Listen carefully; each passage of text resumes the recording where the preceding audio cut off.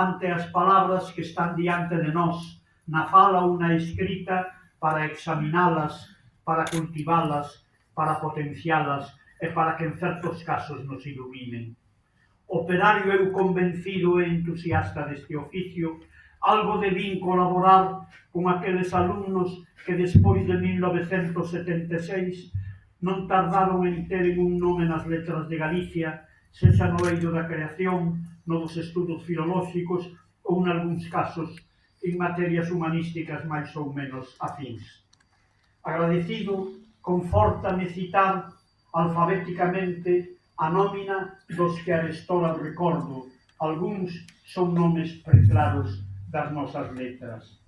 Alfonso Bozo, Emilio e Xesús Alonso Pimentel, Felipe Arias, Xosé Francisco Armesto Faginas, Rafael Várez, Ángel Basanta, Constantino Bértolo, Xan Bouzada, Darío Xoán Cabana, Constantino Cabanas, Manuel Calvo López, Francisco Campos, Lois Celeiro, Xosé Cervo, Perfecto Conde Muruais, Pepe de Cora, Ricardo Gómez Polín, Xosé Manuel González Reboredo, Antón Grande, Baldomero Iglesias do Barro, Mero, Fernando López Acuña, Xulio López Valcárcel, Miguel Lustres, Celso Matalobos Cerceda, Miguel Anxo Murado García, Heino Guerol, Fernando Ónega, Xosé María Palmeiro, Xesús Pena, Andrés Pociña, Xesús Raba de Paredes, Arturo Reguera López, Paco Rivas, Xosé Luís Rivas Cruz, Mini, Roca, José Luís Rodríguez, Xavier Rodríguez Barrio, Claudio Rodríguez Fer, Fernando Salgado, Eduardo Sampaio, Antón Santamarina, Xulio Simón, Camilo Valdeorras, Álvaro Varela Suánces Carpeña, Alexandre Veiga, Fiz Vergara Vilariño, Braulio Vilariño e Xesús Vilariño. Quizais houbo nos 16 anos outros alumnos máis atentos á dimensión cívica das palabras como Ceferino Díaz, Geluco, Carlos da Fonte e Papís.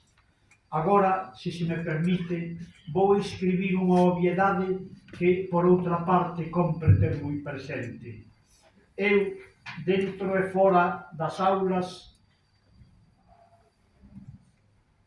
non comparecía como profesor de química, de matemáticas ou de física, nin siquiera como profesor de xeografía e historia, que algo tiña que ver coa realidade social de Galicia.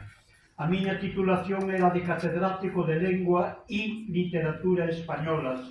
materia que permitía, aínda en pleno franquismo, sempre que nesas incursións non se cuestionase nin de lonxe o eslogan España Una, primordial nas clases de formación del espírito nacional e noutras, ademais de na prensa, na radio, nos púlpitos, etc.